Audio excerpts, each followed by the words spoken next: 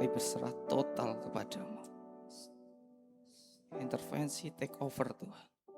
Segala sesuatu. Sampaikan yang dari kerinduan hatimu.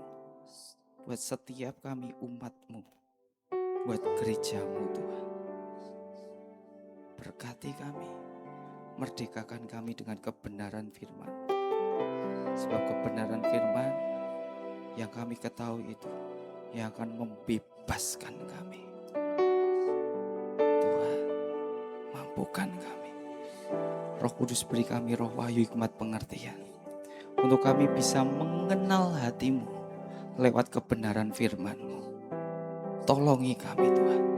Sebab di luar Engkau kami tidak bisa buat apapun. Mampukan kami. Kami serahkan hati pikiran kami kepadamu. Biar Engkau Tuhan yang akan memperbaiki dan akan membongkar setiap pondasi yang bukan daripadamu. Bongkar Tuhan dalam nama Yesus. Dan tancapkan kuat yang tidak tergoyahkan. Yaitu kebenaran firman Tuhan yang established, stand firm, tidak tergoncangkan oleh apapun. Bicara Tuhan buat setiap kami. Bicara Tuhan. Berkati setiap kami dengan firman. Kami serahkan total hanya di dalam nama Tuhan Yesus Kristus. Haleluya. Amin. Amin. Amin. Silakan duduk. Shalom.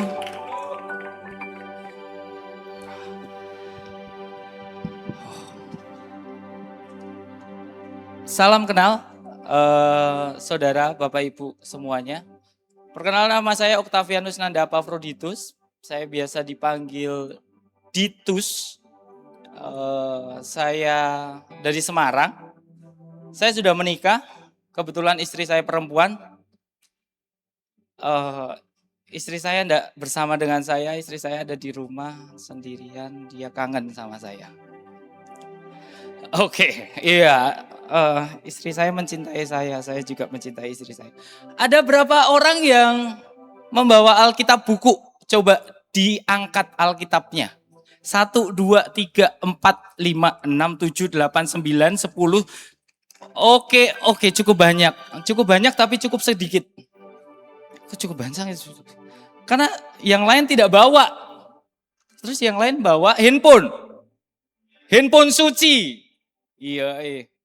Handphone suci, ya kalau ada Alkitabnya. Tapi minta tolong teman-teman yang tidak bawa Alkitab buku, minta tolong handphonenya dikondisikan supaya notifikasi tidak akan mengganggu, nanti teman-teman bisa belajar. Ini kasih waktu spesial buat kita ngedit dengan Tuhan. Cuma saya dikasih waktu berapa menit? Oh, setengah hari. Haleluya. Setengah hari. Wow, lama sekali. Oke.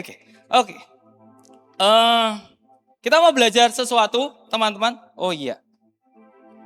Alkitab saya sudah kayak manuskrip. Saya tahu usia Alkitab saya. Usianya nanti Desember tanggal 5, usianya 11 tahun. Kenapa saya tahu? Karena ini Alkitab pernikahan saya. Cakep enggak tuh? Cakep. Ya. Saya suka dengan Alkitab saya, ini sudah menemani dalam pernikahan kami. Dan ya, saya mencintai Alkitab saya dan istri saya. Sudah itu. Kita buka Matius 16. Matius 16 ayat yang ke-13.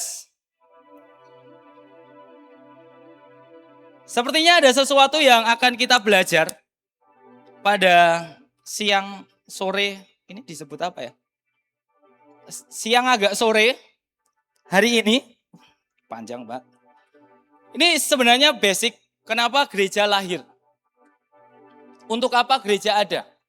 Teman-teman mesti ngerti, kalau saya sedang berkata tentang gereja, saya sedang tidak berkata tentang gedung.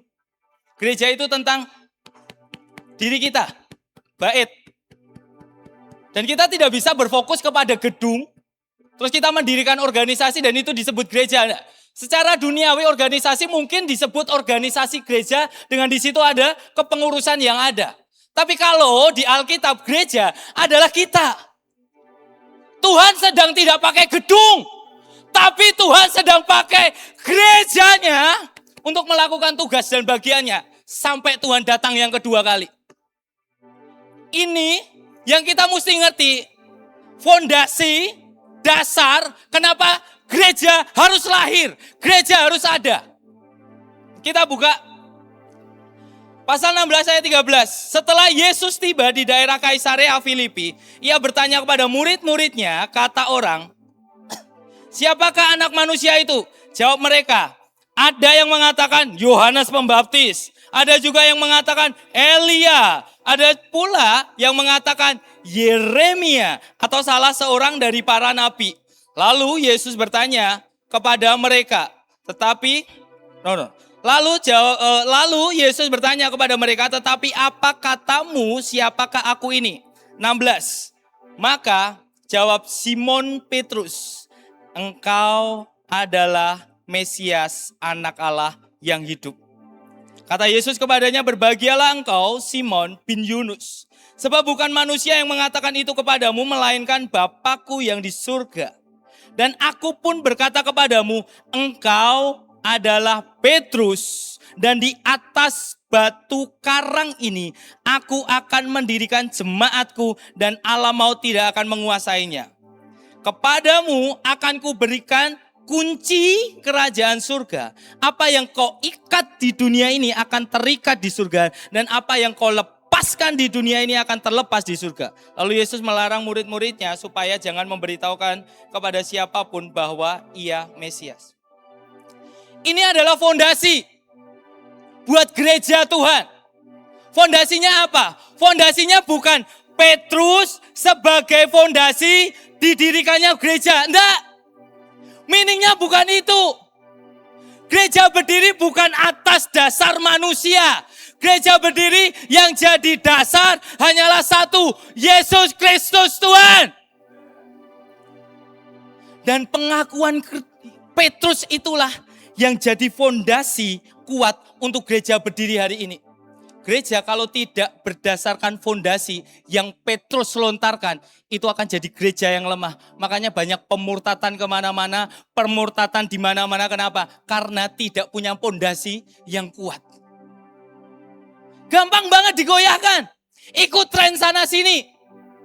Dan mereka berkata bahwa ya ini kan cuma iseng-isengan saja. Ini kan cuma happy-happynan saja. Dengar. Kalau engkau ikut dengan arus dunia, berarti artinya engkau sedang tidak punya pondasi yang kuat. Hanya ikan yang sehat yang melawan arus. Hanya ikan yang sakit yang ikut arus. Berapa banyak jumlah gereja, diri manusia yang mengaku dia percaya kepada Kristus, tapi ikut dengan dunia. Yang lain ngepot, yang lain nge-vape, yang lain rokok, yang lain mabuk-mabukan. Dan mereka ikut-ikutan. Berapa banyak orang yang seperti itu. Dan kau pikir dengan bergereja, datang ke gereja, bawa Alkitab, menyanyi buat Tuhan, melakukan persembahan, dan itu cukup. No. Saya kasih tahu, lu sakit. Kamu sakit. Gereja dengan yang seperti itu pondasi gak kuat, itu gereja yang gak berguna. Segala sesuatu di surga itu berguna. Firman ngomong, hamba yang menyimpan 1 talenta itu, Tuhan ngomong, hamba yang tidak berguna, buang. Gereja yang gak berguna buat kerajaan surga, sorry, nyingkir, buang, gak ada gunanya. Kau pikir dengan kamu ikut, apa dengan arus dunia kamu ikut, tapi juga bergereja pelayanan kamu ikut, dan posisimu akan aman. Kamu tahu?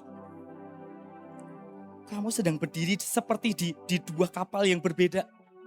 Celanamu sobek. Nanti kapalnya satunya ke sana, satunya ke sana. Kau bisa kebayang berapa banyak gereja yang sebenarnya tidak memaknai ini dengan benar. Sepertinya sederhana kok. Petrus cuma ngomong begini, engkau adalah Mesias, anak Allah yang hidup. Sederhana, mengakui bahwa Yesus adalah Tuhan. Sepertinya sederhana. Tapi engkau tahu, pernyataan ini itu hasil perjalanan Petrus dengan Tuhan. ngalami banyak hal yang Petrus lihat secara kasat mata, yang Petrus lihat dari perjalanan ministrinya Yesus. Kemudian muncullah satu kesimpulan ini. Ini revelation yang dahsyat buat umat manusia. Dan ini menggantikan pikirannya Petrus. Teman-teman, kita itu bukan cuma ngomong bahwa Yesus adalah Tuhan dan Juru Selamat. Nah. Butuh satu encounter yang cukup kuat untuk kamu benar-benar mengenal siapa Yesus. Sebab tanpa ada perjumpaan dengan Tuhan, kamu cuma dengar kata orang. Dengar, pondasimu tidak akan kuat. Petrus mesti berjalan dulu dengan Yesus. Melihat Yesus menyembuhkan orang sakit, membangkitkan orang yang mati. Dia berjalan di atas air, dia meredakan badai. Baru ada revelation. Dan revelation yang Petrus dapatkan, Alkitab ngomong, berbahagialah Petrus sebab bukan karena manusia, tapi itu diberikan oleh Bapakku yang di surga.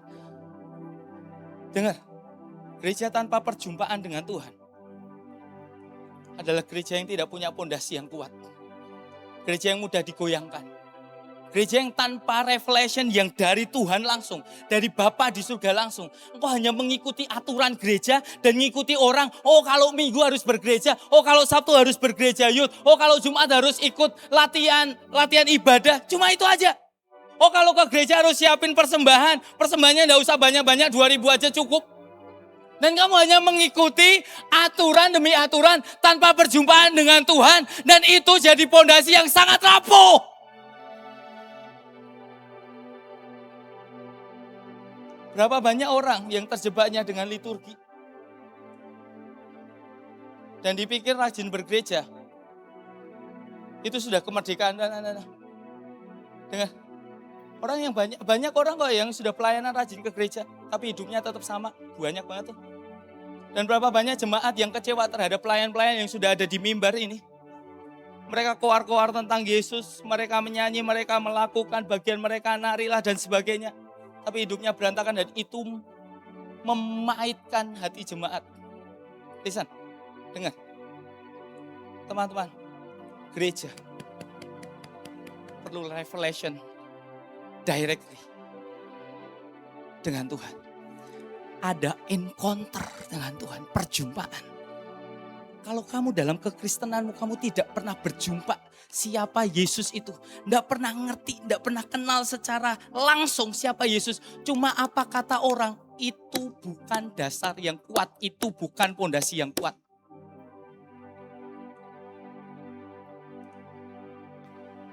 Bartimeus, pengemis. Kamu tahu, hidupnya berubah total. Gara-gara apa? Cuma satu kali jumpa dengan Yesus. Dan tidak ngemis lagi, dia jadi pengikut Yesus setelah itu. Hidupnya gak pernah sama. Sedangkan banyak gereja, altar call berkali-kali. Hidupnya gak pernah sama, gak pernah berbeda, sama terus.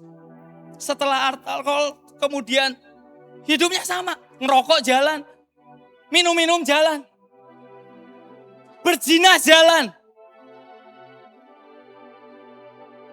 Dan kamu berkata, aku dipakai Tuhan. Munafik. Ini tidak bisa hidup kayak gitu. Pondasi mesti kuat. Dan pondasi ini adalah perjumpaan. Ini revelation besar nih. Menurut kita ini kayak sederhana ya pernyataannya Petrus. Nah. Ini bukan pernyataan sederhana. Ini dari Bapa di surga. Butuh perjalanan pengalaman dengan Tuhan. Mungkin berbulan-bulan, bertahun-tahun sampai Petrus ngomong, engkau anak Allah yang hidup. Sebab banyak Tuhan seperti yang Pastor Victor tadi bilang. Banyak Allah, banyak Tuhan. Tapi yang cuma hidup cuma satu, Yesus Tuhan.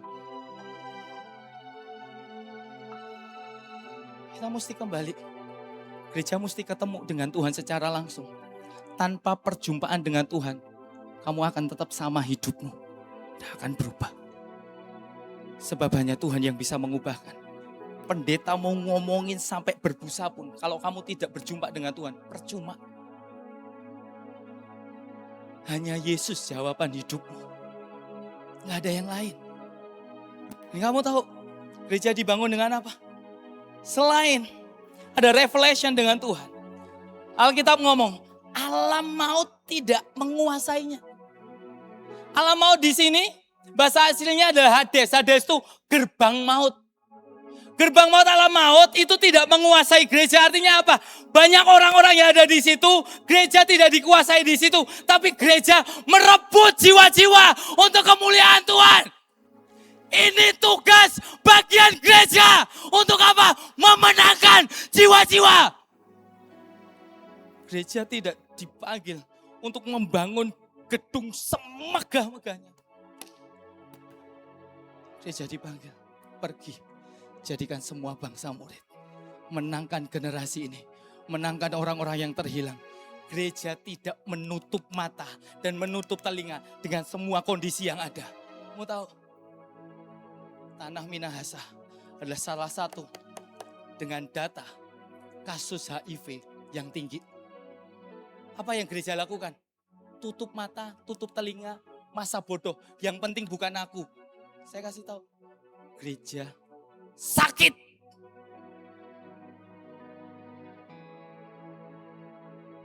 You doing nothing. Gereja sakit. Ngerti kondisi yang ada seperti ini. Gereja diam. Gereja sakit.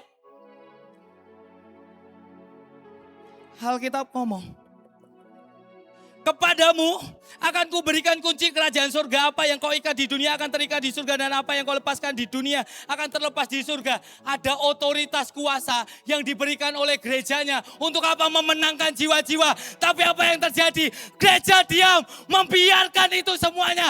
Mengabaikan kuasa dan otoritas. Biar. Dan apa yang terjadi? Engkau cuma akan melihat satu persatu generasi ini akan hilang. Padahal di hatimu kau merindukan kegerakan dan lawatan Tuhan. Saya kasih tahu, bohong. Itu cuma omong doang. Kalau kamu merindukan, take an action, gerak. Kalau kamu merindukan itu, mulai keluar dari gerejamu. Untuk apa? Jangkau. Menangkan tuh teman-temanmu yang mulai undur dari Tuhan. Menangkan tuh mereka-mereka yang mabuk-mabukan. Saya kemarin pergi ke salah satu kafe malam. Kamu tahu? Seperti yang ada di Semarang, ternyata sama aja. Apa itu?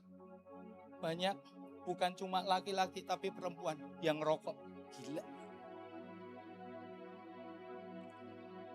Kalau lu ngerti, itu temenmu. Dan kamu cuma diem, sakit kamu. Kalau itu ngerti, dan itu kawananmu, kelompokmu, dan kamu diem, gereja sakit. Gereja gak bisa begitu. Otoritas dikasih.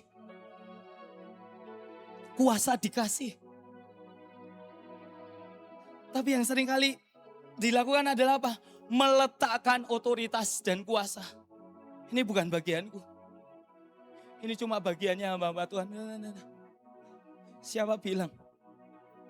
Gereja itu bukan berkata tentang hamba Tuhan, bukan tentang gedung, tentang kita, saya dan saudara. Waktunya tidak lama, saudara. Tidak lama. Sebentar lagi Yesus datang.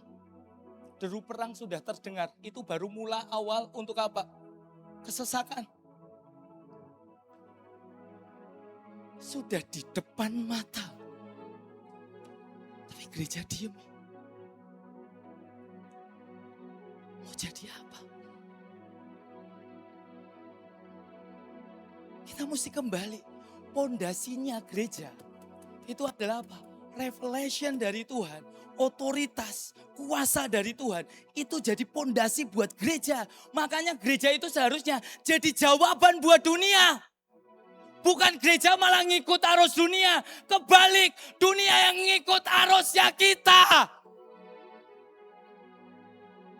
Bahkan gereja mula-mula bukan cuma ibadah dan pengajaran. Bahkan orang-orang sakit, orang-orang timpang dibawa ke gereja untuk apa? Terjadi kesembuhan, kuasa otoritas terjadi. Itu gereja. Jangan berpikir, lah aku bisa apa? Kamu bisa apapun. Sebab yang memampukan adalah roh yang ada di dalammu, yaitu Roh Kudus.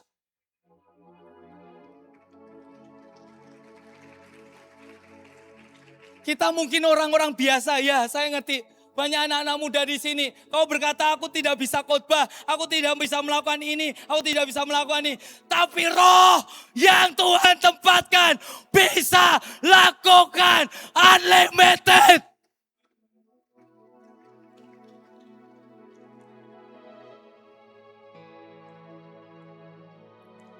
Ini tanah Minahasa, tanah Kristen.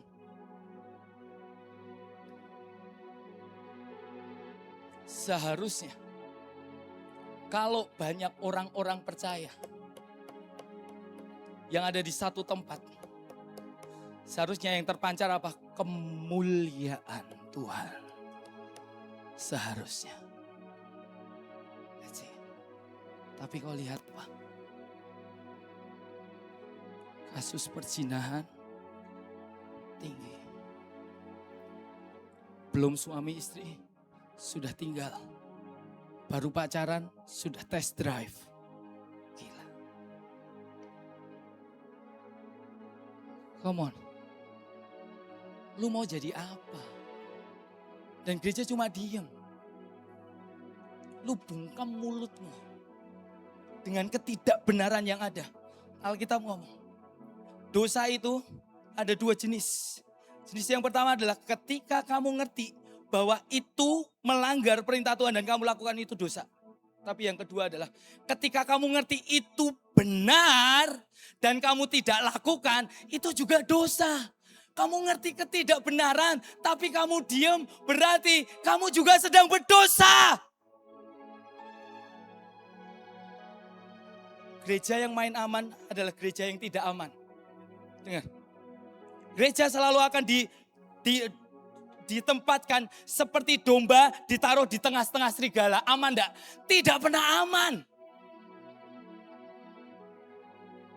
Tapi itu tempat. The right place.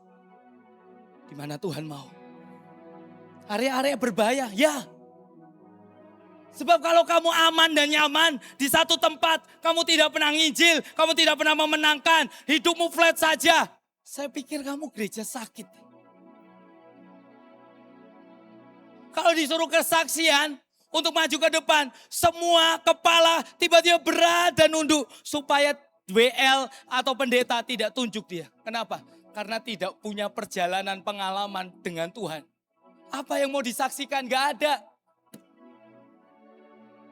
Kalau disuruh kesaksian enggak tahu, aku harus ngomong apa. Kayaknya enggak punya pengalaman dengan Tuhan. Lu gereja sakit.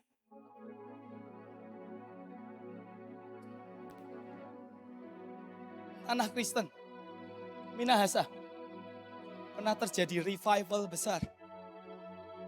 Come on, kita sedang tidak nyari euforia. Enggak? Konferensi ini enggak nyari euforia. Konferensi ini membangkitkan generasi untuk mereka jadi gereja sehat yang menjangkau jiwa-jiwa. Take your dominion. Sudah hilang tuh kuasanya. Itu ada, tapi kamu letakkan. Itu ada, itu jatahmu, tapi kamu letakkan aja. Kamu abaikan itu. Dan kamu cuma jadi gereja yang nyaman saja.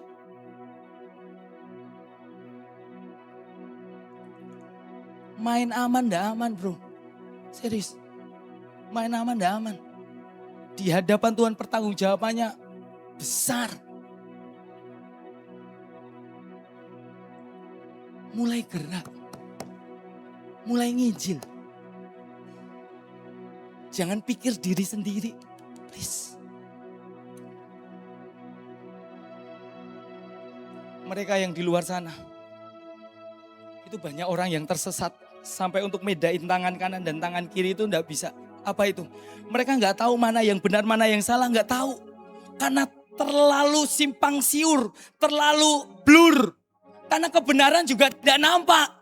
Sedangkan kejahatan di mana-mana. Akhirnya mereka tidak bisa membedakan. Gereja sakit Di tengah-tengah umat yang sakit, orang-orang tidak bisa melihat kebenaran yang sesungguhnya yang mana. Tidak ada sesuatu yang bersinar, tidak ada sesuatu kemuliaan yang dinyatakan. Jadi umat binasa, tidak bisa membedakan tangan kanan, tangan kiri. Dengar, gereja mesti kembali kepada esensi awal. Pondasi.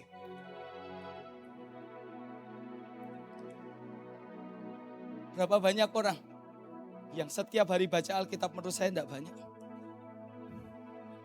Apalagi, dari sekian, saya kayaknya datanya 1.000 orang yang datang ya, Pastor ya. Gak ada 100 tuh yang bawa ini. Bawanya ini. Ya saya tidak salahin sih. Itu masing-masing. Tapi gini, ini tuh bukan pelengkap di rumah karena rumahmu adalah rumah Kristen. Nah, ini tuh isinya manual book supaya kamu tidak tersesat. Ini isinya untuk membuat kamu kembali lagi kepada jalan Tuhan.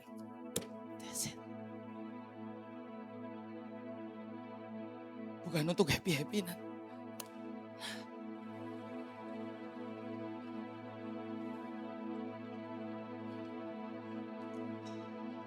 Gereja yang dasarnya benar, dia akan jadi gereja yang kuat. Tidak gampang tergoyahkan. Gereja yang dasarnya, pondasinya benar. Dia mau diterpa apapun, badai apapun, dia gak akan goyah. Seperti Petra, batu karang di pinggir pantai. Mau diterpa ombak sebesar apapun, badai sebesar apapun, dia tetap teguh berdiri. Sebab gereja yang punya pondasi yang kuat. Gereja dengan pondasi bukan kuat, tapi gereja yang punya pondasi yang benar. Itu gereja yang tidak tergoyahkan. Tidak akan bisa digoyahkan oleh apapun. Apapun.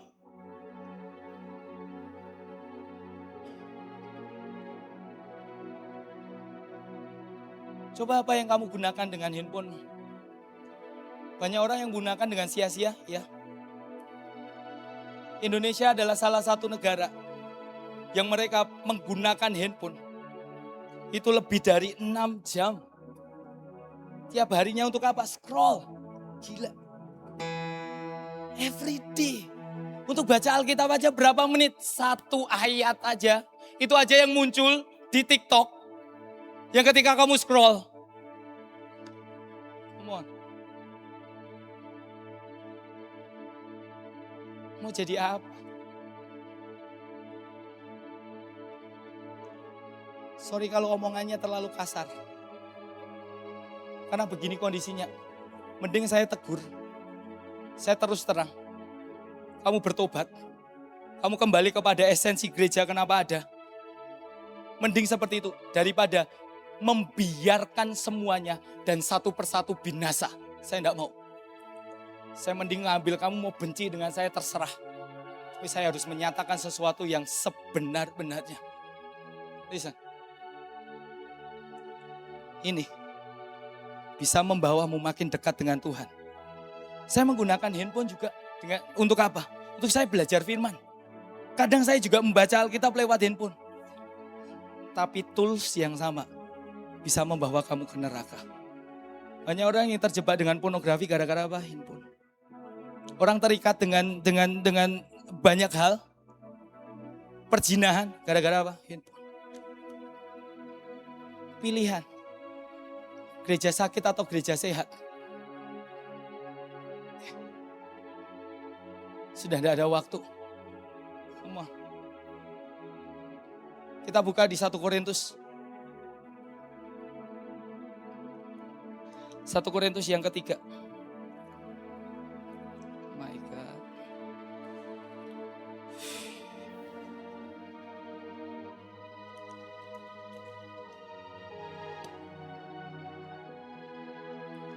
Kita baca dulu di ayat yang ke-10 dulu.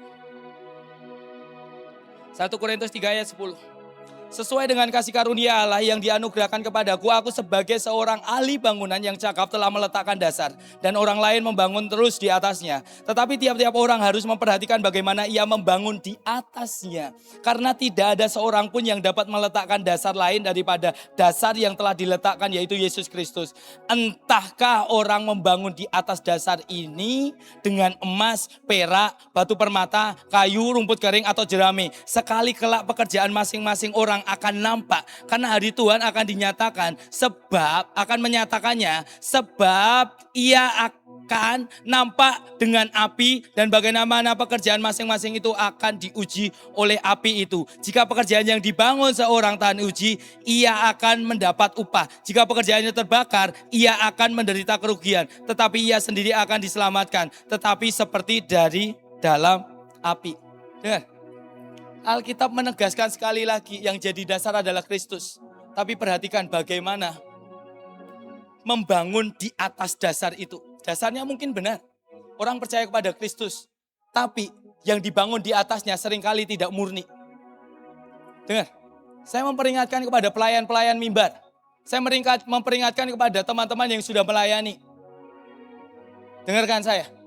Kalau kamu pelayanan, dan kamu cuma pengen cari validasi supaya dilihat sama orang. Karena kamu bisa pelayanan, dengarkan saya. Kamu sedang membangun bukan dari emas, bukan dari perak atau permata. Tapi kamu sedang membangun dari kayu atau jerami atau rumput.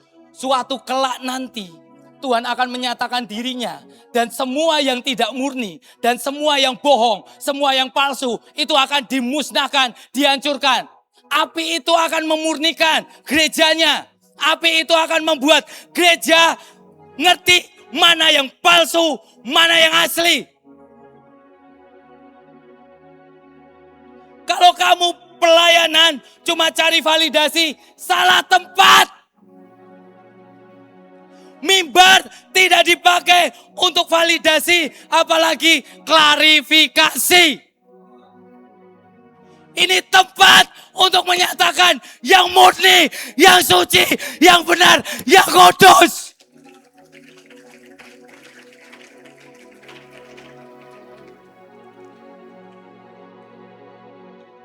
Kamu kalau sudah pelayanan, tapi kamu mengandalkan skill, dan ketika turun dari mimbar dan kamu berkata, karena aku. Saya mau kasih tahu, bodoh kamu.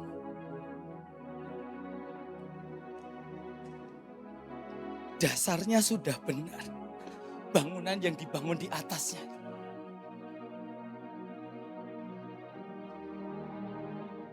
Ada orang-orang yang pelayanan. Sangat banget. Fokusnya kepada apa yang dipakai. Karena menurut mereka apa yang dipakai itu adalah nilai keberhargaan mereka.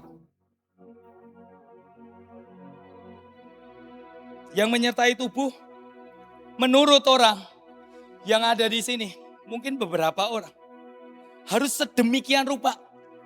Supaya apa? Validasi. Paling bagus, paling keren, terlihat oke di kamera. Supaya ngerti jam tangannya itu apa, sepatunya apa yang aksesoris dipakai. Dengar. Kamu mungkin mengesima di mata manusia. Tapi Tuhan, listen, muak. Gila. Saya kemarin ngomong kepada teman-teman panitia. Seringkali tempat paling kotor di gedung gereja, itu bukan di toilet. Tempat paling kotor di mimbar. Kenapa? Mimbar seringkali dipakai untuk agenda pribadi. Bukan yang kudus, bukan yang murni. Kalau kita bisa melihat secara alam roh, saya pikir area gereja yang paling kotor itu mimbar. Ada orang yang pengen menunjukkan skill, show up di depan banyak orang supaya dipuji. Salah tempat. Kalau kamu pengen dipuji di kafe-kafe sana tuh. Suaramu bagus pengen dipuji di kafe. Suaramu bagus pengen dibayar di kafe sana loh. Bukan di sini. Kamu kalau kalau nyari uang bukan di gereja. Pelayanan bukan cari uang. Enggak. Bukan untuk cari uang, bukan untuk cari validasi, bukan untuk show up. Enggak. Mimbar harus tetap kudus, murni. Harus. Sampai Tuhan datang yang kedua kali. Harus tetap dalam kondisi paling kudus. Dengar teman-teman pelayan. Kamu kalau menggunakan mimbar untuk main-main, gak usah pelayanan. Listen. Kita gak sedang main-mainan atau gereja-gerejaan atau pelayanan-pelayanan. Nah, kita sedang tidak menggunakan ini untuk main-main. Nah, kita sedang tidak menggunakan area mesbah ini untuk main-main. Ini tempat untuk sacrifice. Untuk meletakkan hidup keakuanmu, kedaginganmu. Bukan lagi kamu tapi Yesus Kristus Tuhan yang tinggal di dalam kamu. Itu yang akan memampukan kamu.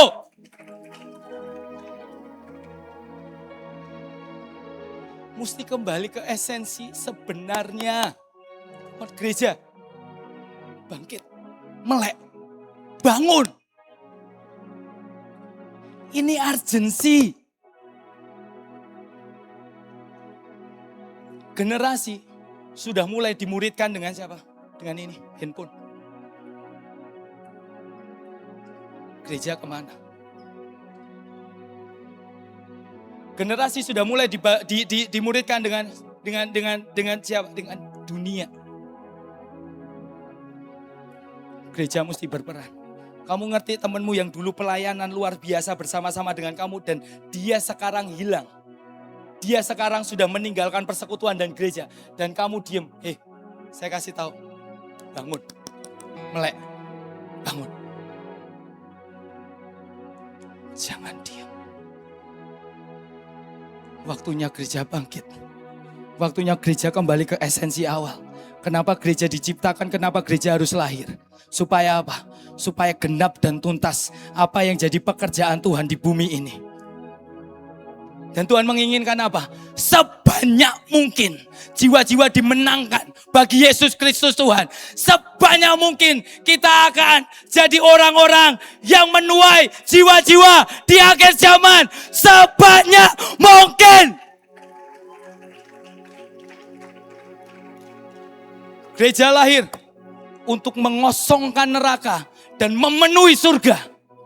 Gereja lahir untuk itu. Mulai teman-teman untuk apa? Bangkit. Jangan jago kandang deh. Kalau di gereja lompat-lompat luar biasa teriak-teriak. Tapi kalau di luar sudah kayak kucing kepanasan. Kayak cacing kepanasan. Hey, come on. Kita itu bukan dipanggil untuk ke dalam. Kita dipanggil untuk keluar. Itu panggilan sejati. Gereja itu eklesia. Kita. Bangun dirimu. Melek. Entah kamu dapat panggilan jadi hamba Tuhan atau tidak. Kita semua adalah hamba Tuhan. Karena pilihannya cuma dua. Hamba Tuhan atau hamba setan. Kalau kamu tidak hamba Tuhan berarti kamu hamba setan. Sama kok. Yang ada di mimbar yang khotbah. Sama-sama hamba. Seperti kamu. Sama. Kita melayani satu Tuhan. Yaitu Yesus. Sama. Posisimu dan posisiku sama. Hamba. Kita melayani. Mari berjuang memenangkan jiwa. Gereja mesti bangkit. Mulai. Pingsan terus.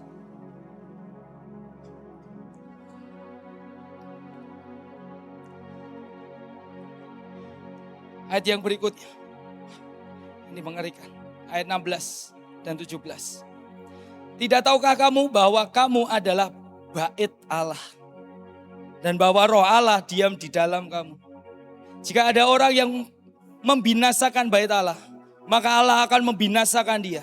Sebab bait Allah adalah kudus. Dan bait Allah itu ialah kamu.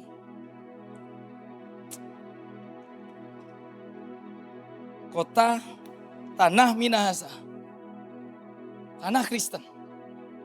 Kasus perzinahannya tinggi. Come on. Tubuh ini kalau di kitab Roma dijadikan apa? Korban persembahan yang hidup, yang kudus, dan yang berkenan. Tubuh. Tapi yang dilakukan oleh gereja, mereka berzina, pacaran tidak benar. Mungkin ada beberapa kali yang pacaran beda agama. Come on. Kamu gunakan tubuhmu untuk apa? Kamu mabok-mabokan, kamu pikir, oh ini kan seperti ayat Alkitab, tambahkan sedikit anggur. Come on. Kamu ini menggunakan ayat Alkitab, baca yang komplit. Jangan satu penggal itu terus kemudian dijadikan pembenaran untuk kamu mabok-mabokan. Enggak. Minuman keras, rokok, vape, pot, itu 100% investasi penyakit. Dan itu akan merusak tubuh. Sedangkan tubuh ini adalah kudus, bait Roh Kudus tinggal. Kamu mesti jaga. Kamu berzina. Lah berzina kan tidak merusak tubuh, siapa bilang dosa perzinahan itu dosa yang aneh. Dosa perzinahan itu dosa yang paling berbeda. Kamu sedang terikat dengan itu. Susah untuk keluar. Makanya kenapa ada orang yang terjebak dalam pornografi. Dia susah untuk keluar dari pornografi. Karena itu ngikat. Kenapa orang yang sudah jatuh dalam perzinahan susah untuk keluar dari perzinahan. Karena itu ngikat. Kamu tahu dosa itu ngikatnya luar biasa. Dan bayarannya, bayar harganya untuk kamu bertobat seringkali mahal. Kamu tahu apa yang terjadi oleh Daud? Berzina dengan Batsyeba, bayarannya apa? Anaknya mensabotase kerajaannya. Dia diburu anaknya, mau dibunuh. Istri-istri Daud ditiduri anaknya. Terjadi perang. Gila. Karena apa? Zina. Kalau kamu bertobat, kamu akan diampuni ya. Konsekuensi tetap akan jalan. Harga dari sebuah pertobatan harus tetap kamu jalankan. Pertobatan itu bukan feeling, bukan karena emosi. Kemudian emosi terus altar call, ke depan nangis-nangis. Nah. Pertobatan itu yang berubah apa? Pikirannya. Metanoia, tahu cara berubah. Pikiranmu harus berubah dulu. Tanpa pikiranmu berubah, kamu tingkah lakunya juga tidak akan berubah. Pikirannya dulu yang berubah. Kalau kamu tetap melihat, berpikir bahwa perzinahannya tidak apa-apa kok. Kamu setelah altar call, besok kamu tetap akan berzina. Kalau kamu berkata bahwa di pikiranmu pornografi tidak ada yang lihat kok. Tetap baik-baik saja kok. Toh juga tidak merusak orang lain. Kalau pikiranmu tetap seperti itu bukan bertobat. Kamu altar call berpuluh-puluh kali akan tetap sama. Yang harus berubah apa? Pikirannya dulu. Metanoia. Tanpa terjadi perubahan di akal pikir, akal budi tidak diperbarui, kamu akan tetap sama aja. Makanya kenapa banyak orang Kristen, altar call-nya setiap kali altar call pasti akan naik, terus kemudian dia akan menyerahkan diri. Tapi setelah itu sama aja tuh. Kenapa? Ini loh, tidak berubah. Selama kamu tidak berpikir tentang kerajaan surga yang kudus dan yang benar, ya kamu akan tetap begitu terus. Come on. Kita tidak bisa main-main terhadap dosa, itu tidak bisa. Kita tidak bisa membuat area kudus itu jadi abu-abu, itu tidak bisa. Ya hitam-hitam, putih-putih. Itu ada boundariesnya. Dan itu sangat kelihatan.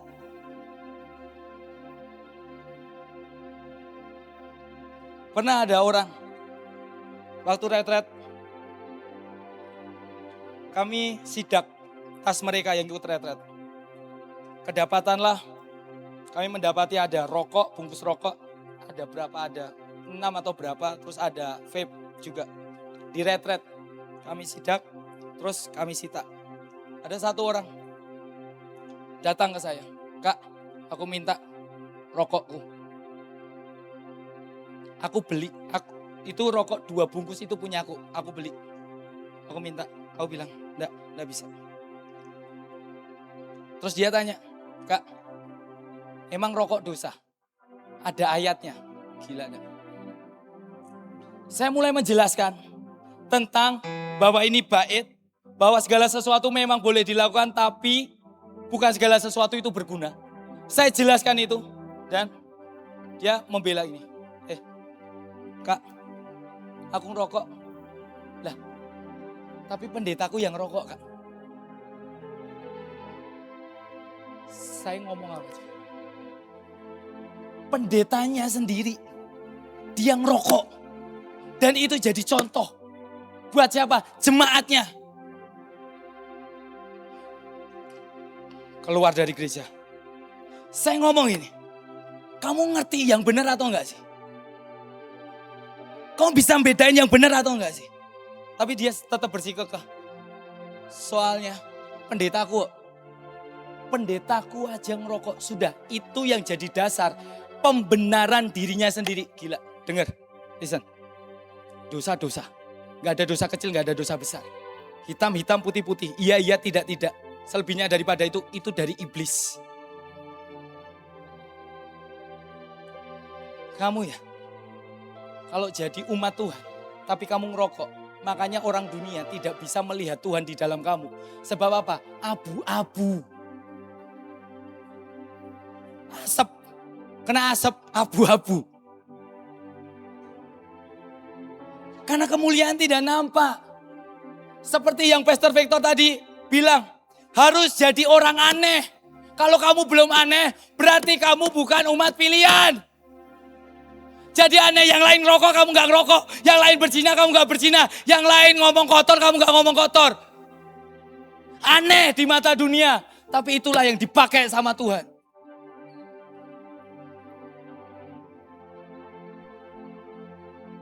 Sekarang kita masuk di atas. Di 1 Korintus 3 ayat yang ke-1. Ini perikop terakhir. Saya sampai jam berapa ya, Pastor? 5 menit lagi. 5 menit lagi. Cepat banget. Nah, tadi pasti kita mulainya terlambat. Oh ya, sudah. Ya. Nanti injury time ya, Pastor ya. Injury time ya. Ya. Argentina menang, Pastor. Saya jagonya Prancis. Vamos. Please, kita di gereja. Fokus. Sorry. Jangan lupa nanti nonton Prancis. Alah, fokus. 1 Korintus 3, ayat yang pertama. Dan aku saudara-saudara, pada waktu itu tidak dapat berbicara dengan kamu seperti dengan manusia rohani, tetapi hanya dengan manusia duniawi yang belum dewasa dalam Kristus. Susulah yang kuberikan kepadamu bukanlah makanan keras, sebab kamu belum dapat menerimanya. Dan sekarang pun kamu belum dapat menerimanya karena kamu masih manusia duniawi. Sebab jika di antara kamu ada iri hati dan perselisihan, bukankah hal itu menunjukkan bahwa kamu manusia duniawi dan bahwa kamu hidup secara manusiawi? Karena jika yang seorang berkata, aku dari golongan Paulus, dan yang lain berkata, aku dari golongan Apolos, bukankah hal itu menunjukkan bahwa kamu manusia duniawi yang bukan rohani? Jadi apakah Apolos, apakah Paulus, pelayan-pelayan Tuhan yang olehnya kamu menjadi percaya masing-masing menurut jalan yang diberikan Tuhan kepadamu? Ayat 6, aku menanam, Apolos menyiram, tetapi Allah yang memberikan pertumbuhan. Karena itu yang penting bukanlah yang menanam atau yang menyiram, melainkan Allah yang memberikan pertumbuhan. Baik yang menanam maupun yang menyiram adalah sama, dan masing-masing akan menerima upahnya sesuai dengan pekerjaannya sendiri. Karena kami adalah kawas kerja Allah, kamu adalah ladang Allah, bangunan Allah. Dengar. tanah Kristen. Kita kumpul di sini bukan membawa bendera gereja. Kalau orang masih berpikir bahwa kamu bukan sealiran dengan aku, bahwa kamu itu tidak sejenis dengan aku, sama-sama nyembah Kristus, sama-sama menyembah Yesus, tapi masih berpikir begitu, dengarkan saya. Itu kekanak-kanaan. Come on.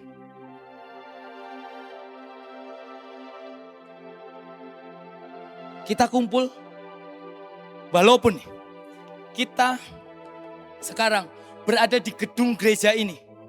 Dan teman-teman dari gereja-gereja yang lain, dengar. Kita ke sini atas nama Yesus Kristus Tuhan. Bukan atas nama sinode atau aliran gereja apapun. Dengar. Orang yang masih berpikir kamu bukan golonganku, itu kekanak-kanaan. Alkitab ngomong tidak dewasa. Cuma susu yang bisa dia makan. Artinya apa? Cuma berkat. Gitu aja. Janji berkat, tapi tidak pernah didewasakan. Gereja yang dewasa, dia tidak peduli. Dia nanti mau bekerja sama dengan gereja manapun, dia tidak peduli. Asal prinsipnya satu, yang disembah adalah Yesus Kristus Tuhan. Visinya sama untuk kerajaan surga. Maka semakin banyak gereja yang bekerja sama, pekerjaan Tuhan akan makin cepat selesai.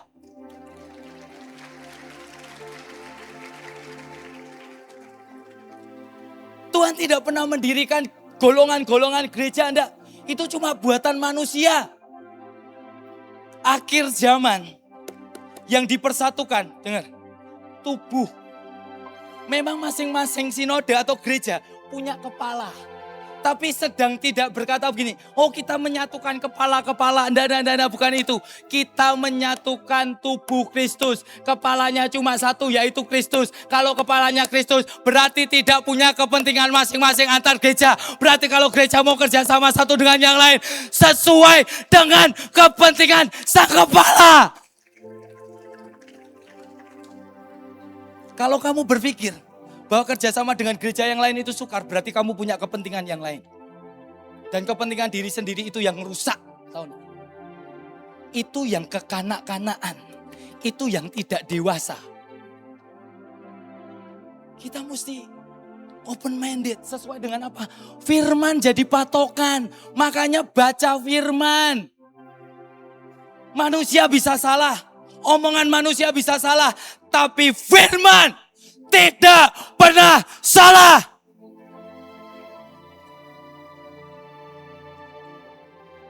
Sebenarnya muak tau gak? Dari dulu sampai hari ini masalahnya sama. Yang pertama apa? Rebutan jemaat, rebutan domba. Red. Dar. Itu memuakkan coba.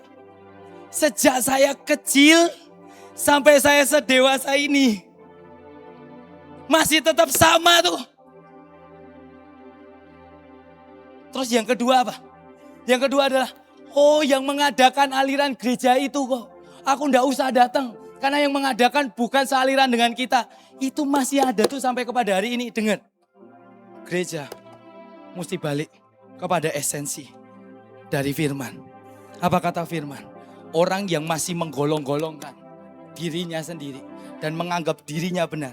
Yang pertama, dia gereja yang tidak murni karena punya kepentingan pribadi. Yang pertama. Yang kedua, dia gereja yang kekanak-kanaan karena tidak mau berkolaborasi dan berteman dengan gereja yang lain, tubuh Kristus yang lain. Sedangkan yang diinginkan oleh Kristus adalah menyatukan seluruh tubuh.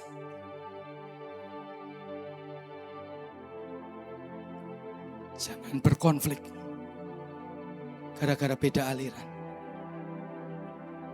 Jangan ada politik di dalam gereja. Aku partai ini, kamu partai itu. Kita tidak sealiran, konyol kamu. Mau jadi apa gereja?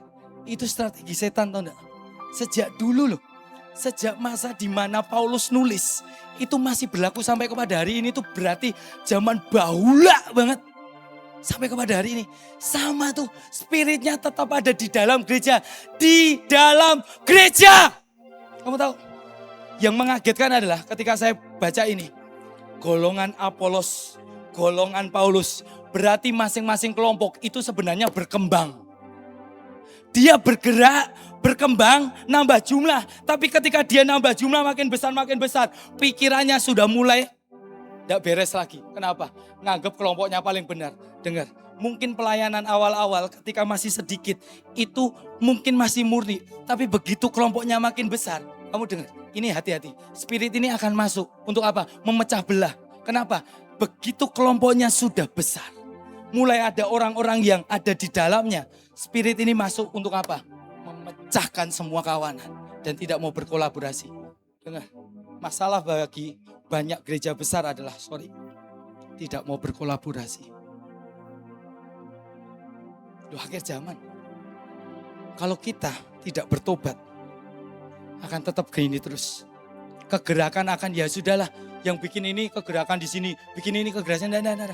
Kita butuh kesatuan. Untuk apa? Pekerjaan Tuhan. Kerajaan surga harus dinyatakan penuh di tanah Minahasa. Minahasa harus mengalami lawatan Tuhan sekali lagi. Gereja harus bersatu. Gereja tidak boleh dipecah-pecahkan. Mau kamu aliran gereja manapun, tidak peduli. Kita di sini bukan atas nama gereja kok. Kita di sini atas nama Kristus Yesus Tuhan yang kita sembah. Tidak peduli kamu aliran apapun. Teman-teman, melek. Jangan kekanak-kanakan. Jadilah gereja yang dewasa, yang bisa dipercaya untuk melakukan apa yang jadi kehendak Tuhan atas zaman ini. Saya berdoa, teman-teman nangkep akan hal ini. Yuk kita berdoa yuk. Selesai. Oke, kita berdoa.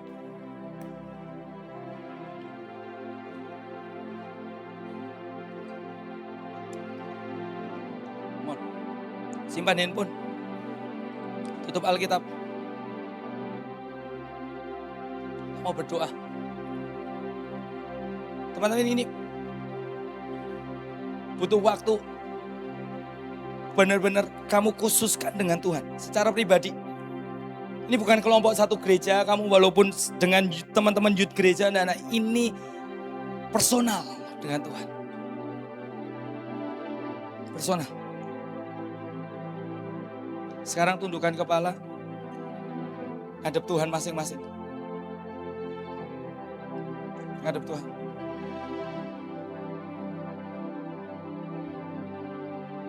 Sekarang koreksi hati. Kita tidak bisa jadi gereja yang kita itu double standar, nggak bisa.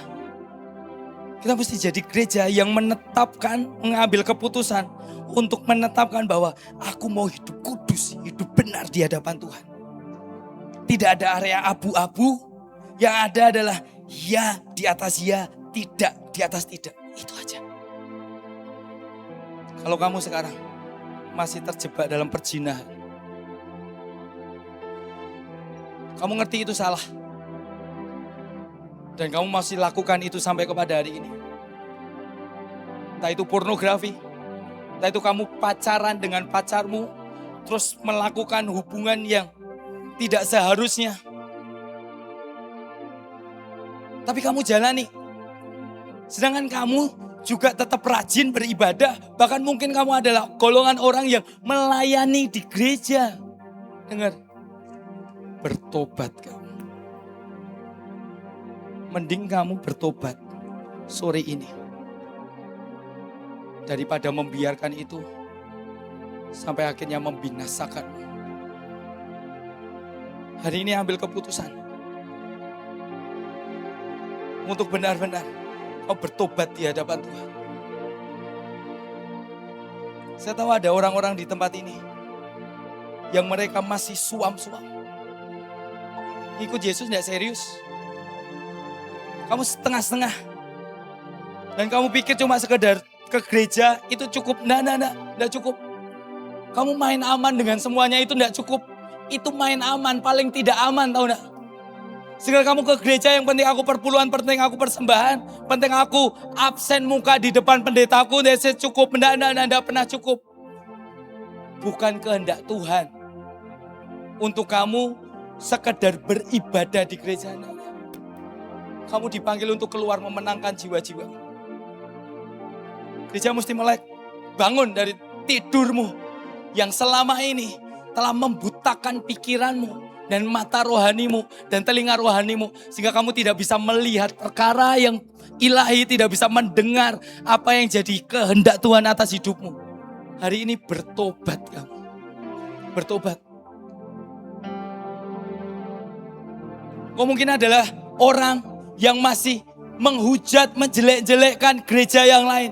Dengar, kamu kekanak-kanakan. Tobat kamu.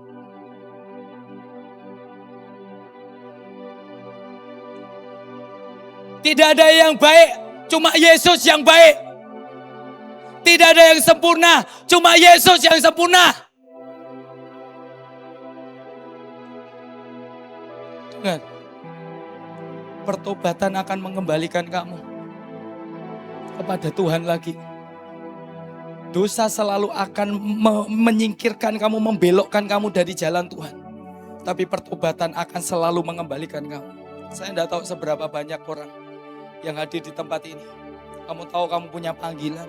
Kamu tahu kamu ini juga terjebak dalam mungkin dosa yang mengikat kamu, pornografi, perzinahan, atau kepahitan, atau apapun itu. Hari ini bertobat.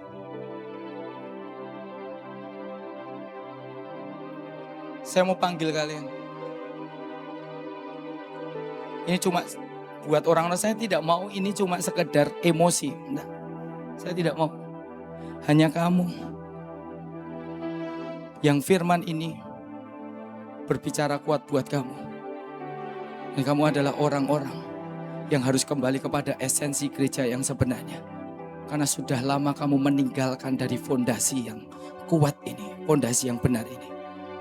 Kamu sudah berdosa, kamu meninggalkan Tuhan.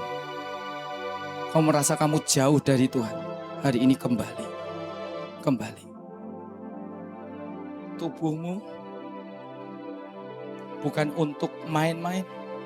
Bukan untuk melakukan dosa. Tubuhmu, hidupmu, itu untuk persembahan buat Tuhan.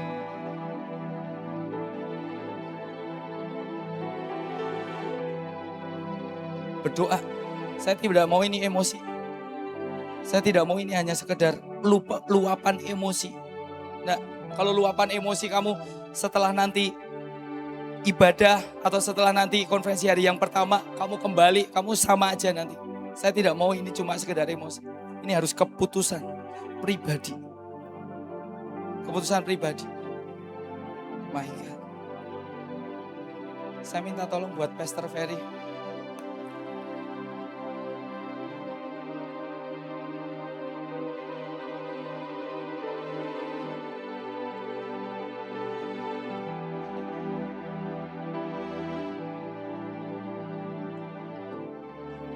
Teman-teman take a time. Ambil waktu sejenak dengan Tuhan. Roh Kudus tolong bicara dalam setiap hati mereka. Bicara. Sujud di altarnya. Teman-teman, saya mau panggil kamu. Yang kamu menyerahkan hidupmu, kamu bertobat, kamu tinggalkan hidupmu yang lama. Persembahkan hidupmu sebagai persembahan yang hidup, yang kudus dan berkenan. Ku terima. Saya panggil kamu untuk maju ke depan. Hanya untuk kamu yang serius. Kok altar kok lagi, altar kok lagi. Tidak peduli terhadap hal itu. Tapi kalau firman ini bicara kuat buat hidupmu, keluar dari tempat dudukmu, maju, persembahkan hidupmu, bertobat di hadapan Tuhan. Saya tidak pernah ngerti dosamu seperti apa. Saya tidak pernah ngerti kamu itu sudah berzina. Kamu sudah terikat dengan dosa apa, saya tidak ngerti. Mungkin kepahitan demi kepahitan dengan keluargamu, dengan gereja hamba Tuhan atau pelayan apapun. Cukup persembahkan hidupmu. Letakkan sujud di hadapan Tuhan. Bertobat. Persembahkan. Kalau kamu sudah muak dan capek dengan hidupmu, kamu tahu terus menerus jatuh di area yang sama dan kamu letih, kamu capek. Sampai kamu berkata, aku mau bunuh diri saja Tuhan. Hari ini persembahkan hidupmu. Yang bisa melepaskan kamu cuma satu pribadi, namanya Yesus. Bertobat dengan hati yang remuk. Bertobat.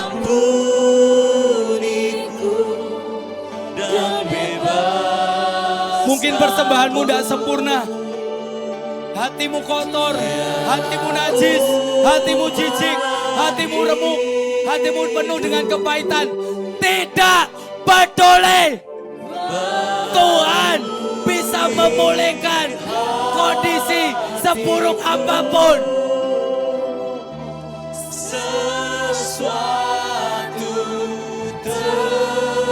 Yang maju ke depan, jangan cuma sekedar maju.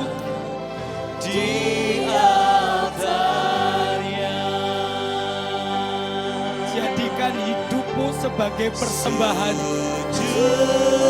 yang kudus, yang hidup, yang berkenan kepada Tuhan. Bertobat, gereja Tuhan, bertobat. Gereja Tuhan di Tanah Minahasa, bertobat.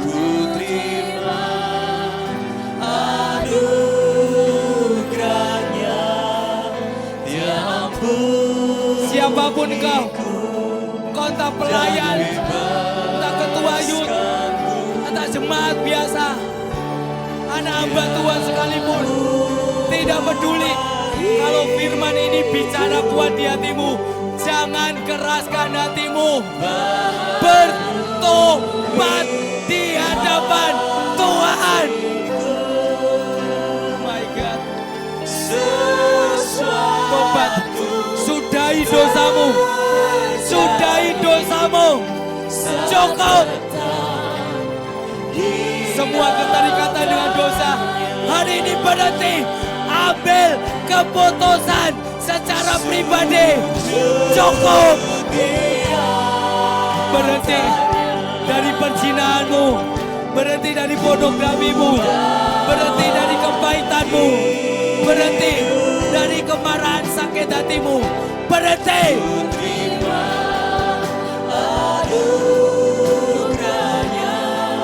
Akui di hadapan Tuhan. Akui, maka Dia Tuhan setia dan adil. Dia akan mengampuni, Dia akan membersihkan dosamu, Dia akan menyucikan hatimu dari yang jahat. Tobat. Ini keputusan pribadi. Di depan ini adalah mezbah, tempat meletakkan korban, tempat meletakkan hidupmu. Persembahkan, bertobat. Jangan menunggu kamu binasa. Jangan menunggu orang-orang yang ada di sekitarmu binasa. Gereja bertobat. Bangun. Gereja harus melek lagi. Bangun. Oh my God. Rendahkan hatimu, bertobat di hadapan Tuhan. Rendahkan hatimu. My God, my God. Dia ampuniku Tuhan dan bebas. Oh, lihat keputusan mereka. Kembali kepada jalan-jalan Tuhan yang sudah lama kau tinggalkan. Kembali. Kembali. Seperti anak bungsu. Kembali. Kembali. Tidak akan ada penghakiman untuk dirimu. Bapa itu akan menerima kamu kembali. Kembali nak. Pulang. Kembali kepada Bapa. Kembali kepada Bapa. Pulang. Pulang nak. Kembali ke jalan Tuhan. Nama syakara lapakara lapakara. Kuduskan Tuhan. Kuduskan. Ampuni Tuhan. Kuduskan. Kuduskan. Kembalikan. Kembalikan. Kembalikan kepada esensi gereja. Kembalikan.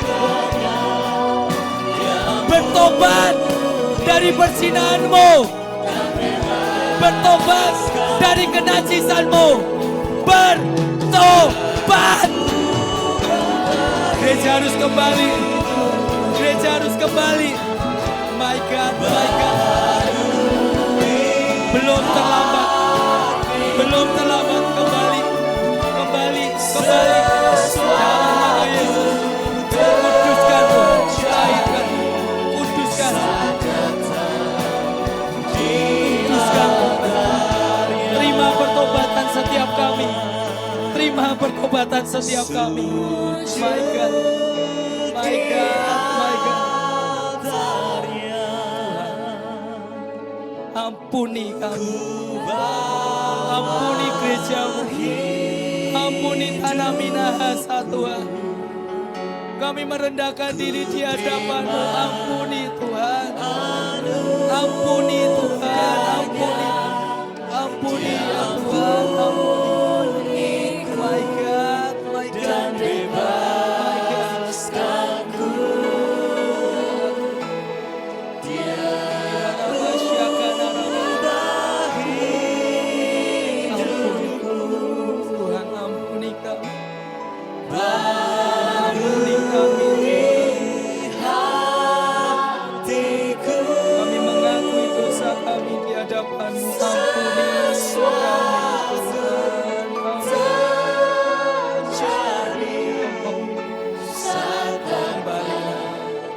Kembali, hai anak bungsu, kembali, kembali kepada Bapa. Kau yang sudah lama meninggalkan Tuhan, hari ini kembali, hatimu kembali. Jangan keraskan hatimu, jangan keraskan hatimu. Bertobat, bertobat. Kau yang mabuk-mabukan, kau yang merusak tubuhmu, hari ini kembali. Kau yang menajiskan hidupmu, kembali, kembali. My God, bebas ya Tuhan, ampuni Tuhan, ampuni ya Tuhan, Dia ubah hidupku.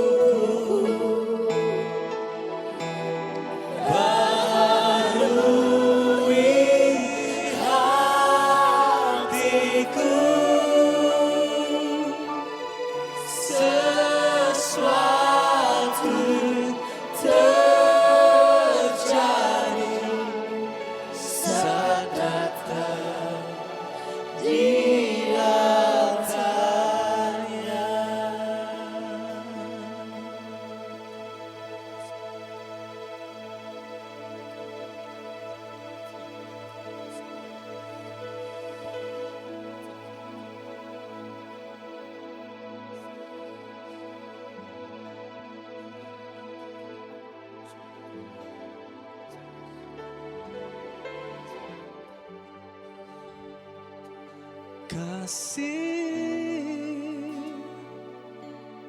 pengampunanmu Tuhan,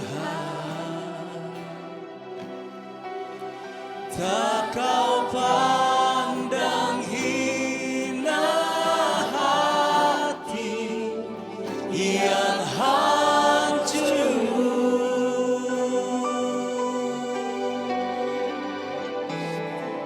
Ku berterima kasih kepadamu ya Tuhan. Pengampunan yang kau beri, pulihkanku.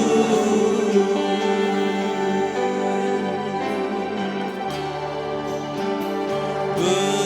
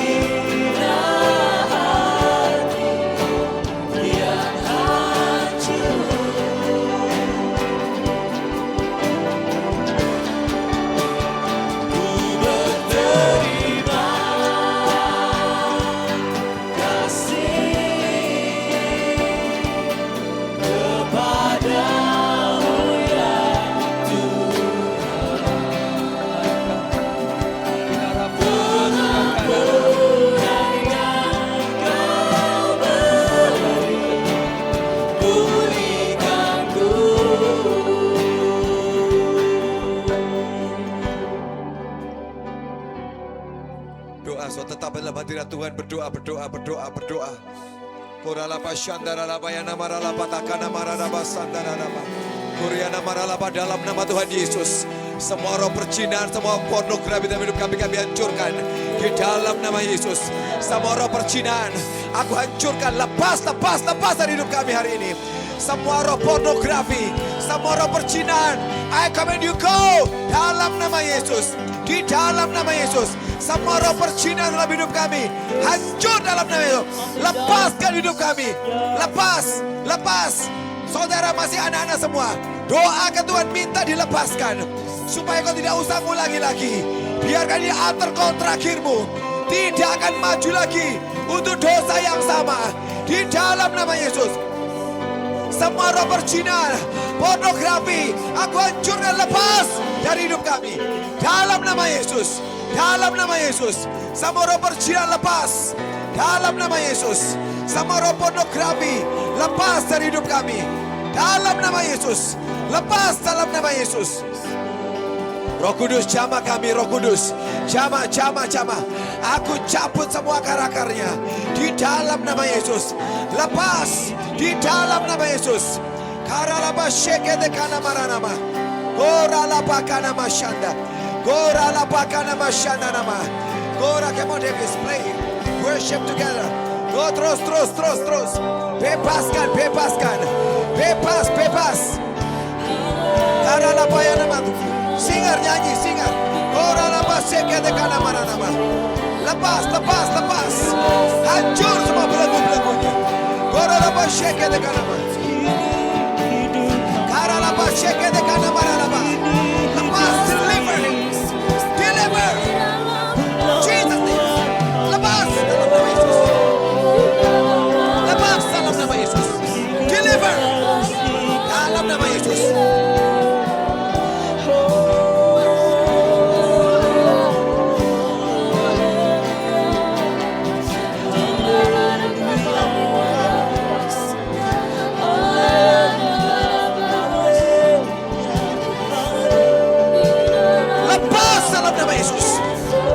You devil go.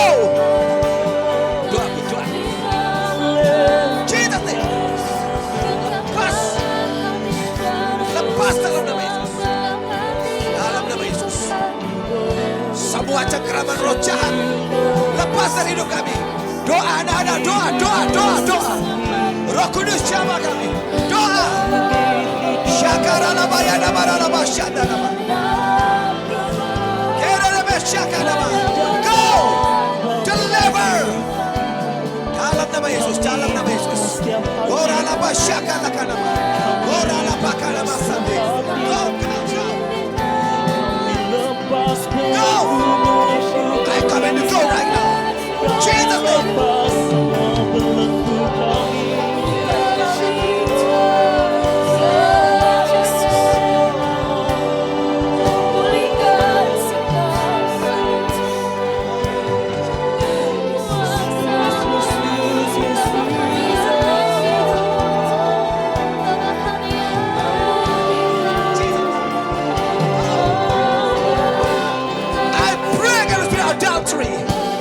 Adultery, I command you go right now. Roh persinan, keluar dalam hidup kami. Lepas, lepas, go. Go, go, go, go, go. Lepas, lepas, lepas. Sekarang lepas. Kau yang melihat setiap pengakuan.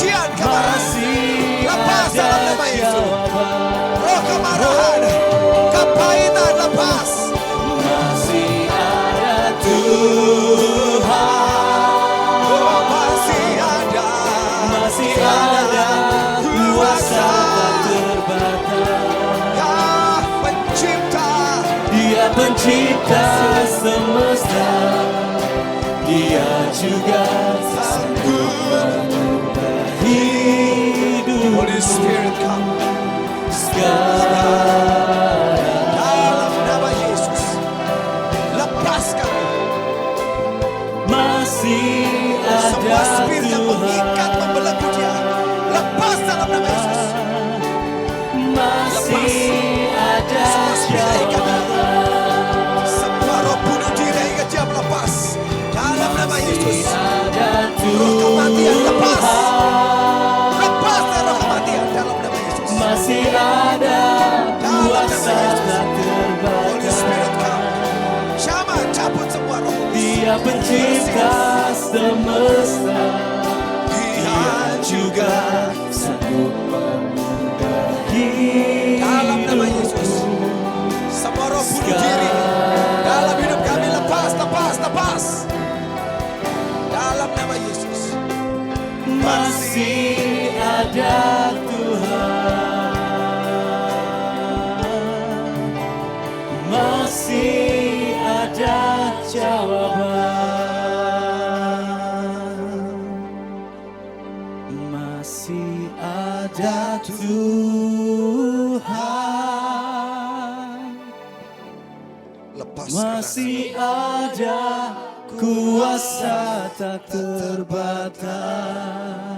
Dia pencipta.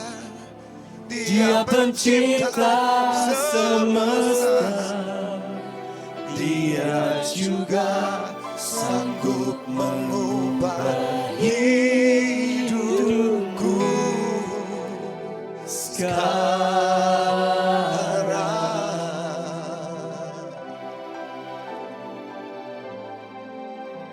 Masih ada Tuhan.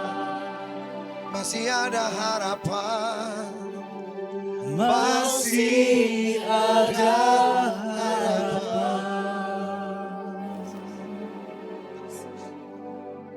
Tuhan Yesus, terima kasih buat hari ini Tuhan. Lepaskan kami.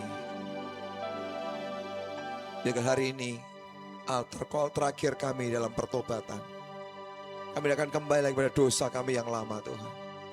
Hari ini hidup kami sungguh diperbaharui oleh Tuhan.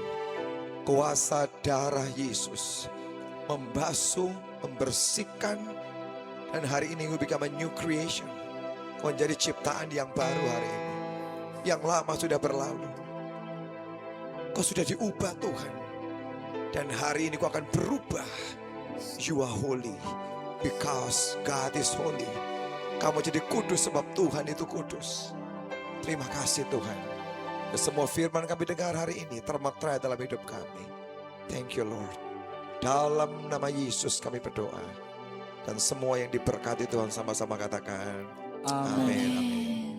Beri tepuk tangan buat Tuhan yang paling baik. Silakan kembali. Silakan yang melanjutkan acara. Silakan.